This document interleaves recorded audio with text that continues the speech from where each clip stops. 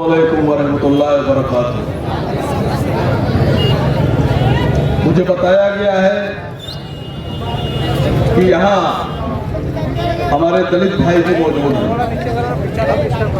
तो दलित भाइयों का जो सम्मान है वो ये है कि हिंदुस्तान में जो दलित हैं वही असली हिंदुस्तानी है।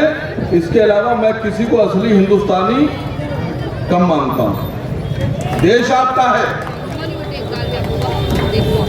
देश आपका है।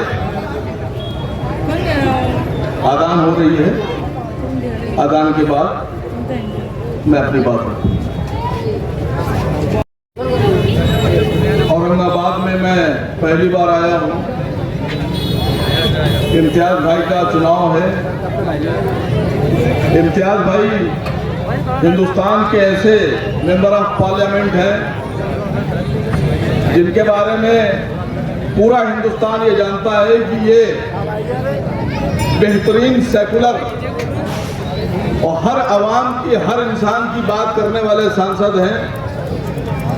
औरंगाबाद को ये शर्फ हासिल है कि आपका बेटा, आपका भाई इम्तियाज जलील जब पार्लियामेंट में खड़े होकर मोदी के सामने उनकी आंख में आंख डालकर जब अपनी बात रखते हैं, औरंगाबाद की मसले मसाइल को उठाते हैं, तो मैं समझता हूं आप लोग का भी सीना फख्र से चौड़ा हो जाता होगा कि आपने एक ऐसा बहादुर, ऐसा जंगजू, ऐसा लड़ाका पार्लियामेंट में भेजा है जो बेखौफ भारतीय जनता पार्टी की सरकार के सामने, प्रधानमंत्री के सामने अपनी बात रखता है, अपने लोगों के हक की बात रखता है।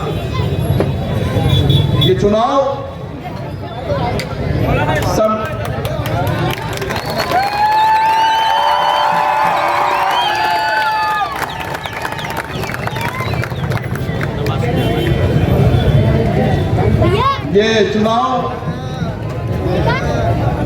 देश के संविधान को बचाने का चुनाव है।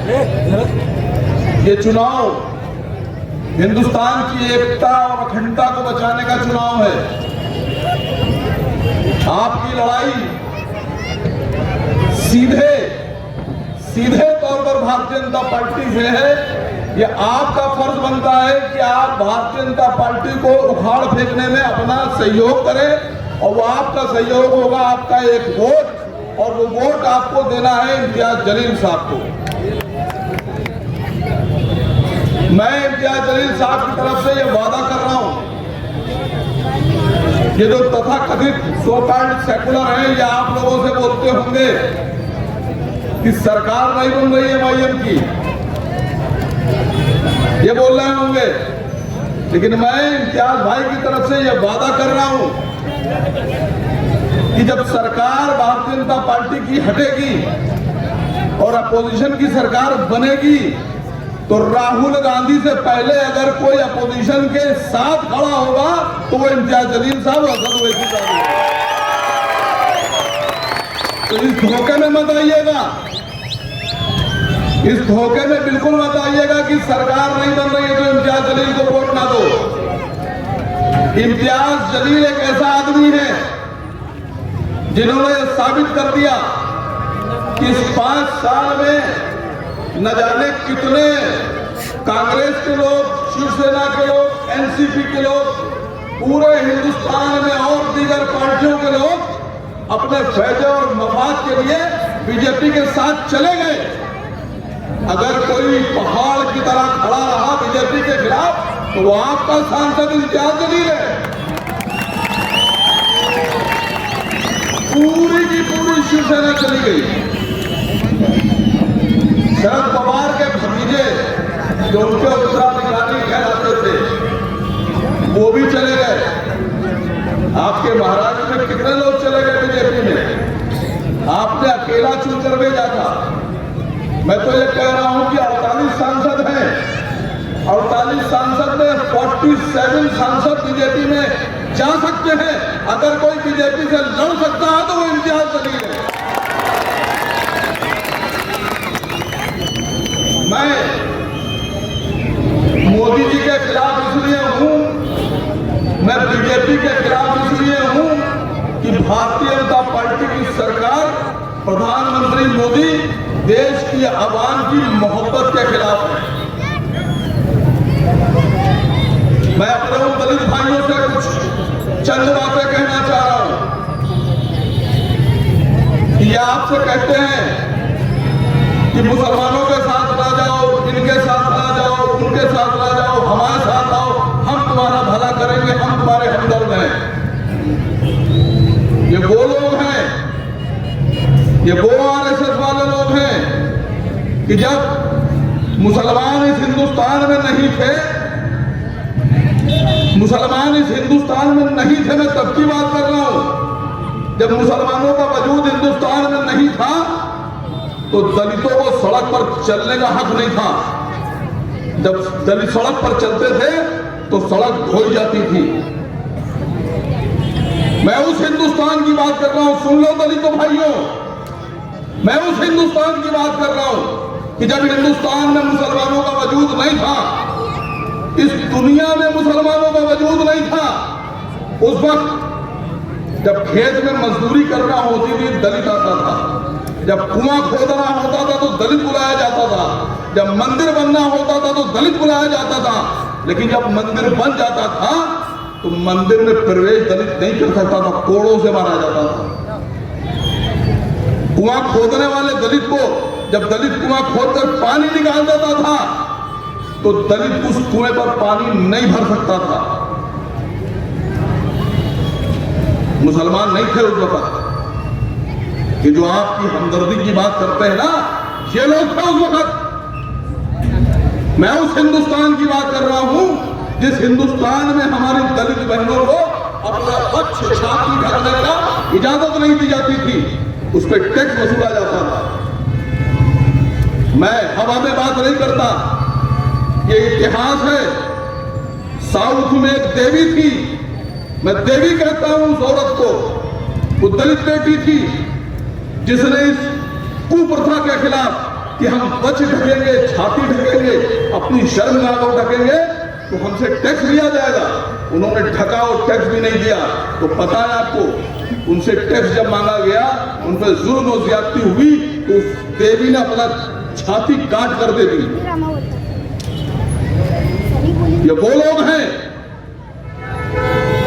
जिन्होंने जुल्म और ज्यादती का इंतहा पार कर ली थी।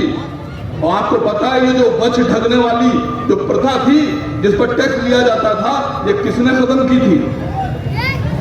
बताइए किसने खत्म की थी? मैं दलित भाइयों से कह रहा हूं, ये प्रथा टीपू सुल्तान ने खत्म की थी और कहा था कोई दलित बेटी अपना छत खोल छाती खोलकर नहीं चलेगी। अब आप सोचिए कि उस वक्त जो लोग थे, टीपू सुल्तान के जमाने में जो लोग थे, वो किसके साथ, किसकी हमदर्दी और किसकी मोहब्बत में होंगे।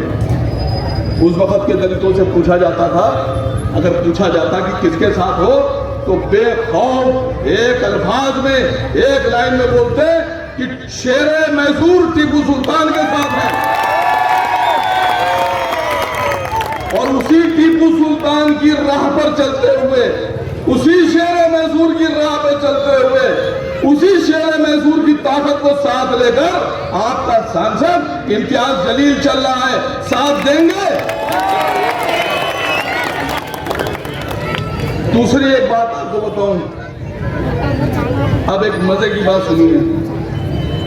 मोदी जी आजकल कह रहे हैं कि चुनाव जीत जाएंगे तो लखपति दीदी बना देंगे। कह रहे हैं ना, कितने पैसे? 3 लाख रुपए हर हिंदुस्तान की बहन को, बेटी को देंगे। 3 लाख लखपति दीदी बनाएंगे।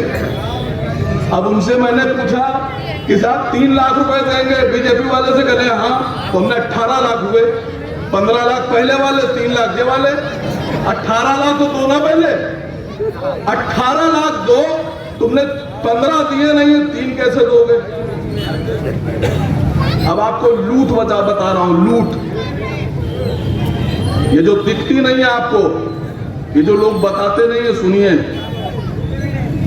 मैं सभी हिंदुओं, मुसलमानों, दलितों, सरदारों, जैनों, सिंधियों, बौद्धों, ईसाइयों, सबकी बात कर रहा हूं। क्योंकि मैं इम्तियाज जलील का भाई हूं। मैं हिंदू मुसलमान की बात नहीं करता। भारतीय जनता पार्टी वालों को इस भीड़ में, भारतीय जनता पार्टी वालों को इस भीड़ में हिंदू दिखता है, मुसलमान दिखता है। मोदी जी से पूछिए तो हिंदू मुसलमान, आपको पता है भाई को क्या दिखता है? इम्तियाज भाई को दिखता है, मोदी जी को दिखता है हिंदू मुसलमान, और इम्तियाज भाई को और हमको दिखता है पूरा हिंदुस्तान। भारतीय जनता पार्टी आपकी जेबों पे डाका डाल रही है। ये डाका जो आप पर पड़ रहा है, आपकी जेब पे पड़ रहा है, आपकी तिजोरी पे पड़ रहा है, आपके घर पे पड़ रहा है, इस डाके को सिर्फ आप ही रोक सकते हैं। ये जो लूट आपके साथ हो रही है, ये जो आपकी जेब से पैसा छीना जा रहा है, इसको सिर्फ आप रोक सकते हैं। और तरीका यह है कि पलट दीजिए कुर्सी, सर ऊपर पैर नीचे था, अभी सर नीचे पैर ऊपर कर दीजिए, कुर्सी पलट दीजिए, कुर्सी से हटा दीजिए, आप डाका रोक देंगे। डाका कौन सा पड़ रहा है सुनिए। जो कच्चा तेल है, इसको बोलते हैं क्रूड ऑयल, इसकी कीमत आज बाजार में $78 पर बैरल है। अगर ईमानदारी से बेचा जाए टैक्स लेकर, जैसे टैक्स लेते थे वैसा, तो आज अगर ये टैक्स लेकर सही तौर से बेचे तो इसकी कीमत होना चाहिए 42 रुपए। कितने का पेट्रोल बिक रहा है? 100 रुपए का। 42 रुपए का पेट्रोल 100 रुपए में बेच रहे हैं। 135 करोड़ लीटर पेट्रोल रोज बिकता है। इंटू 60 कर लीजिएगा। सरसों का तेल 75 रुपए में था, 200 रुपए में बिक रहा है। ये आपकी जेब से जा रहा है। 50,000 रुपए की स्कूटी 1,15,000 की बिक रही है। ये टैक्स है 65,000 रुपए। आपको पता है जो फॉर्च्यूनर सड़क पर चलती है, फॉर्च्यूनर कार, ये कितने पैसे की है? डीलर को कंपनी ये कार जो देती है वो 19 लाख रुपए की देती है, और डीलर का प्रॉफिट इसमें 50,000 रुपए होता है। ये 50 लाख की जो बिक रही है, 20 लाख की चीज 50 लाख की बिक रही है, इसमें 30 लाख रुपए आवाम के पैसे का टैक्स चोरी करके सरकार अपने पास रख रही है। अगर आपको टैक्स की चोरी रोकना है, अपना पैसा बचाना है, तो वो आपको खुद करना होगा। मैं आपके जरिए से इम्तियाज भाई से भी एक गुजारिश करना चाहता हूं।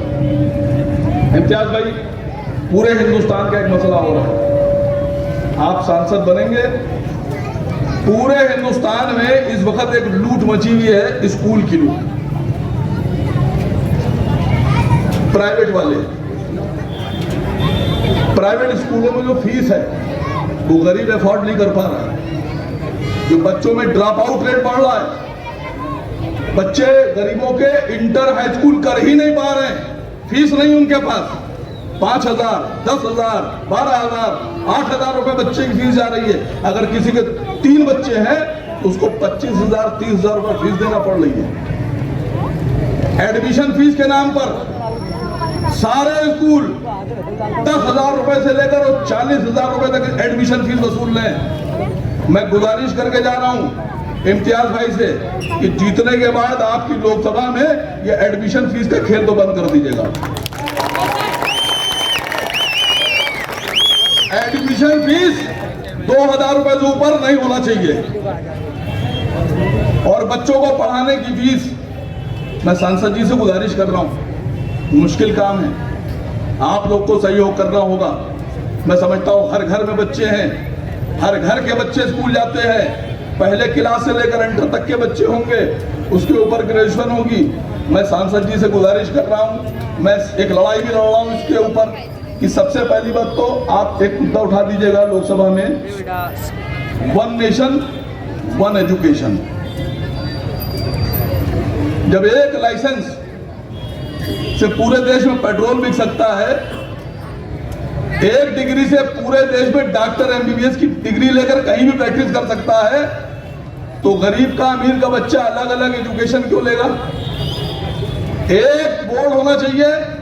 जब एक रिजर्वेशन से आप ट्रेन में सफर कर सकते हैं, एक टिकट से आप हवाई जहाज में सफर कर सकते हैं, तो एक एजुकेशन बोर्ड से पूरे देश में एजुकेशन भी दी जा सकती है।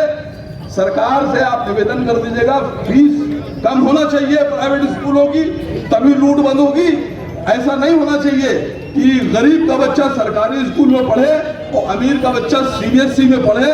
जब गरीब का बच्चा और अमीर का बच्चा एक ही स्कूल में पढ़ेगा, एक किताब होगी, एक टीचर होगा, एक सिलेबस होगा, तो फिर देखते हैं कंपटीशन में कौन आगे आता है। मैं अपनी बात यहाँ खत्म करना चाहता हूँ, मुझे आगे भी जाना है। आप लोगों से एक वादा लेना चाहता हूँ। मैं समझता हूँ कि दलित भाइयों को मेरी बात याद रहेगी, और याद मत रखिएगा कि जो मैंने कहा है इस पर रिसर्च कीजिएगा, इसको अपने दिमागों में भरिएगा, अपने बच्चों को बताइएगा कि आपका भविष्य क्या था, आपका फ्यूचर क्या होगा, कल आपके साथ क्या होता था और कल आपके बच्चों के साथ क्या होगा। इसकी जिम्मेदारी आपकी है। एक वादा करना है आपको कि आपके औरंगाबाद में 13 तारीख को चुनाव है। 13 तारीख को आपका चुनाव निशान क्या है? आवाज नहीं आई, अरे अभी भी नहीं आई। सांसद का नाम क्या है? आपके खासदार का नाम क्या है? किसको वोट देंगे? दोनों हाथ उठा के वचन दीजिए। खुदा हाफिज, अल्लाह हाफिज, जय भीम, जय भीम।